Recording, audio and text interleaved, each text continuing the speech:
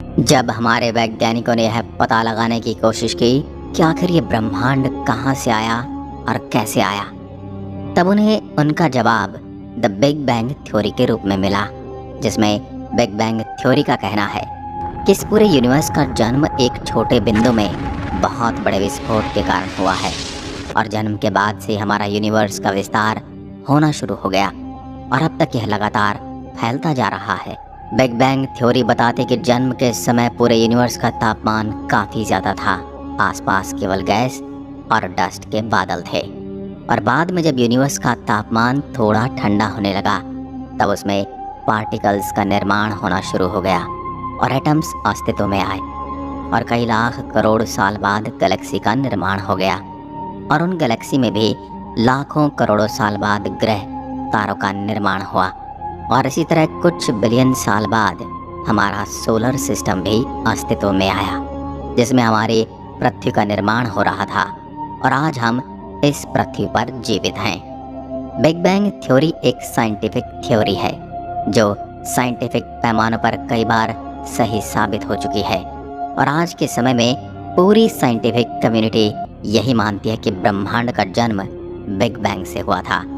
पर आज भी साइंटिस्ट इस सवाल का जवाब नहीं दे पाते, एक छोटे से एटम जैसे पार्टिकल से इतने बड़े यूनिवर्स का जन्म कैसे हो सकता है।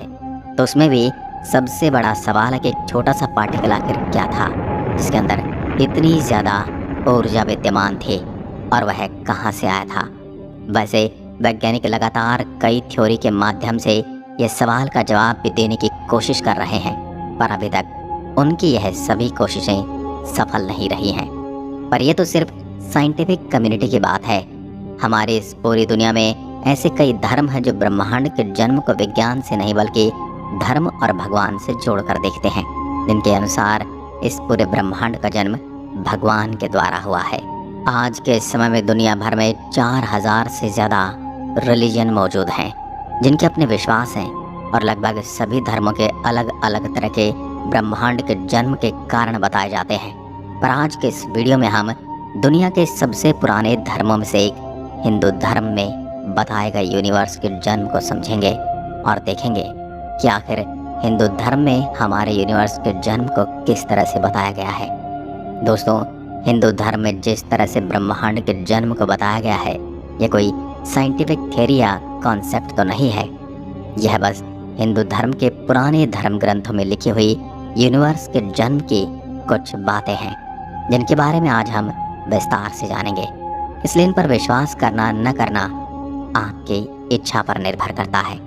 हिंदू कॉस्मोलॉजी में यूनिवर्स के जन्म के बारे में कुछ बताया गया है। इसके अलावा हिंदी कॉस्मोलॉजी में हमारे ब्रह्मांड के जन्म, उसकी उम्र और उससे पहले क्या था, इन सभी सवालों के भी जवाब देने की कोशिश की गई है। हिंदू धर्म में त्रिदेव की पूजा की जाती है, जिनमें ब्रह्मदेव संसार की रचना करने वाले भगवान विष्णु को उसी संसार के पालनहार की तरह पूजा जाता है और भगवान शिव इस संसार में एक डिस्ट्रॉयर और एनर्जी की तरह पूजे जाते हैं। और महाभारत में भी श्री कृष्ण ने अर्जुन से यही कहा था कि संसार न तो कभी हमेशा से था और न ही कभी हमेशा के लिए रहेगा, ये संसार तो आता जाता रहता है। हिंदुइज्म में ब्रह्मांड के जन्म को भगवान ब्रह्मा से जोड़ा गया है और कहा जाता है कि ब्रह्म भगवान के जन्म के साथ ही इस यूनिवर्स की शुरुआत हुई थी और ब्रह्मा ने ही से पूरे यूनिवर्स का निर्माण किया। हिंदुइज्म में एक थ्योरी है और ये बताती है कि जब भगवान विष्णु एक बड़े समुद्र में शेषनाग पर लेटे हुए थे, तब उनकी नाभि से एक कमल का फूल निकला। उस कमल के फूल से ब्रह्मदेव का जन्म हुआ और कहा जाता है कि जब ब्रह्म का जन्म होता है तभी संसार भी अस्तित्व में आता है और जैसे ब्रह्मदेव की मृत्यु हो जाती है वैसे ही संसार भी समाप्त हो जाता है। यहाँ पर कुछ लोग ये पूछ सकते हैं, आखिर फिर भगवान विष्णु अस्तित्व में कैसे आए? तो मैं आपको यह बता दूं कि हिंदुइज्म एक साइंटिफिक थ्योरी नहीं है, ये काफ़ी स्पिरिचुअल और फिलोसॉफिकल है। बहुत सारी बातें इसमें सांकेतिक भी हैं। इसलिए इसमें ऐसा कहा जाता है कि भगवान विष्णु जीवन और मृत्यु से परे हैं। वे हमेशा से ही थे, हमेशा से ही हैं और हमेशा ही रहेंगे। जब हमारा ब्रह्मांड भी अस्तित्व में नहीं था, तब भी ऐसा माना जाता है कि भगवान विष्णु अस्तित्व में थे, क्योंकि जैसा हमने पहले बताया, भगवान विष्णु संसार के पालनहार माने जाते हैं। इसलिए यदि वे नहीं होंगे तो फिर आखिर कोई भी ब्रह्मांड अस्तित्व में कैसे आ सकता है? क्योंकि हर एक ब्रह्मांड के अस्तित्व में होने के लिए कोई ना कोई तो होना ही चाहिए और उसका पालन पोषण करने वाला भी तो चाहिए। और यहाँ पर आपका ये जानना भी जरूरी है कि जिस तरह साइंस केवल universe, multiverse, Galaxy, solar system, planets, stars, moons, black holes की तरह इस ब्रह्मांड को देखती है, हिंदुइज्म इसे थोड़ा अलग तरीके से देखता है। हिंदुइज्म के हिसाब से न केवल यूनिवर्सल, मल्टी यूनिवर्सल अस्तित्व में है, बल्कि उनके हिसाब से 3 रीजन्स होते हैं। यानी एक ब्रह्मांड जहाँ पर हमारा अस्तित्व है, जिसे हिंदू धर्म में धरती लोक कहा जाता है। दूसरा स्वर्ग लोक, जिसे सबसे ऊपर का लोक माना जाता है, जहाँ पर देवता रहते हैं। और आखिर में आता है द लोअर वर्ल्ड्स, जिसमें 7 लोक होते हैं और इसे पूरे रीजन को नर्क लोक कहा गया है। और यदि हमें हिंदुइज्म को ध्यान में रखते हुए ब्रह्मांड के निर्माण को समझना है, तब हमें यह बात का बहुत ही ध्यान रखना होगा कि हिंदुइज्म में इन 3 रीजन्स की बात एक साथ की जाती है।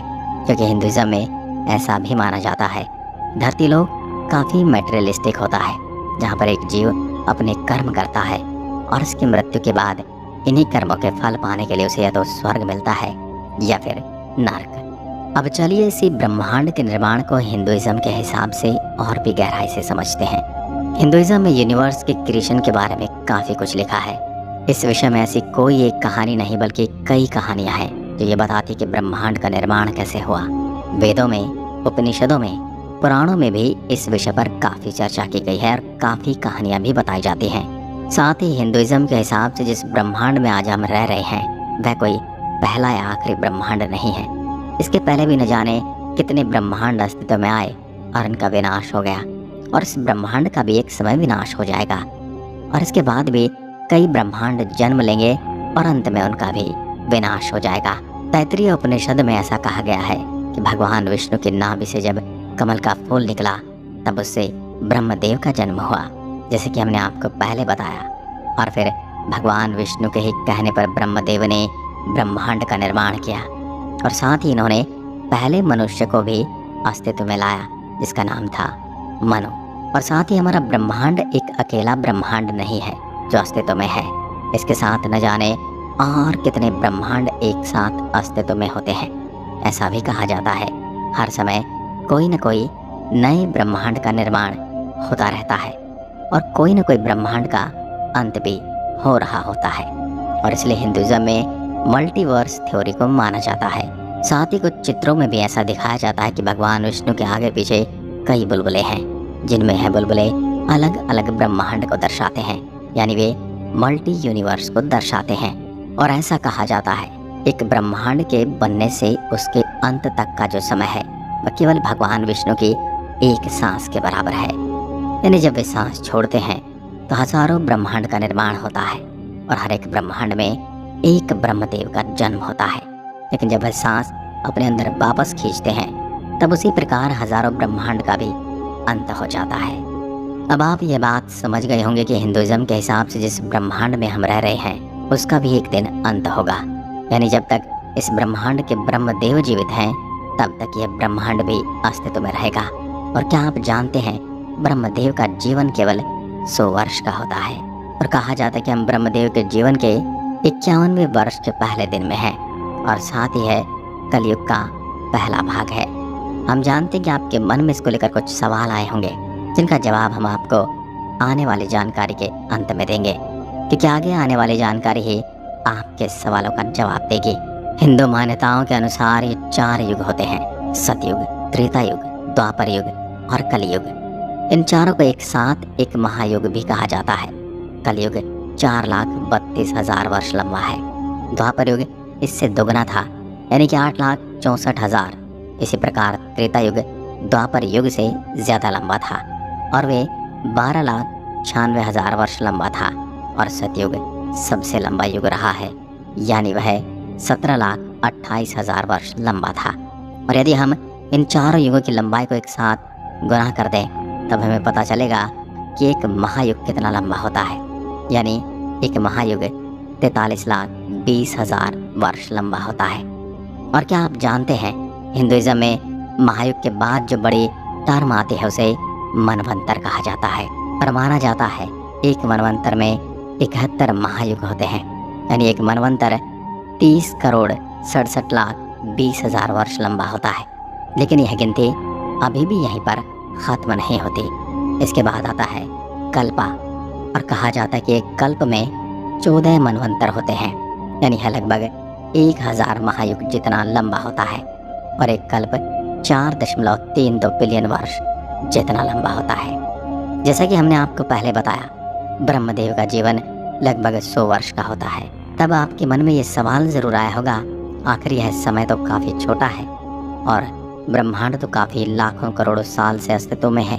तो अब हम आपको यह बताना चाहते हैं कि एक कल्प ही ब्रह्मा के एक दिन के बराबर होता है, और साथ ही ब्रह्मा की एक रात का समय भी एक कल्प के बराबर होता है।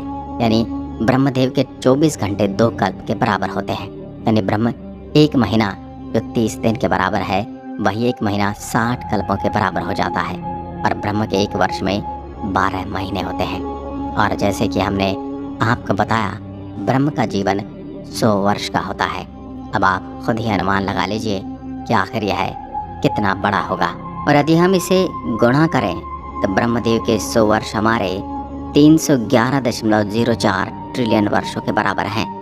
और इसलिए यह भी एक कारण है क्यों हिंदुज़म की प्रशंसा की जाती है, क्योंकि यह पहला ऐसा धर्म है जिसमें अरबों खरबों तक की कैलकुलेशंस की गई हैं। और यह कोई आज के समय की बात नहीं, जब लोगों को विज्ञान का नाम भी नहीं पता था, तब से इसके बारे में कई पुराणों में लिखा गया है। और अब बात ये भी समझ गए होंगे किस प्रकार हिंदुइज्म में ब्रह्मांड के अस्तित्व की बात कही गई है, और साथ ही ये भी बताया गया है कि ब्रह्मांड कैसे शुरू होता है, कितना लंबा चलता है और कब ख़त्म होगा। अब हम उम्मीद करते हैं आपको आज की जानकारी काफ़ी मज़ेदार लगी होगी और आपने काफ़ी कुछ नया भी सीखा होगा। साथ ही आज के बड़े बड़े नंबर्स ने आपको हैरान भी किया होगा कि आखिर कैसे पौराणिक समय में इतनी बड़ी कैलकुलेशन की गई है। वीडियो के अंत तक बने रहने के लिए आपका हार्दिक धन्यवाद।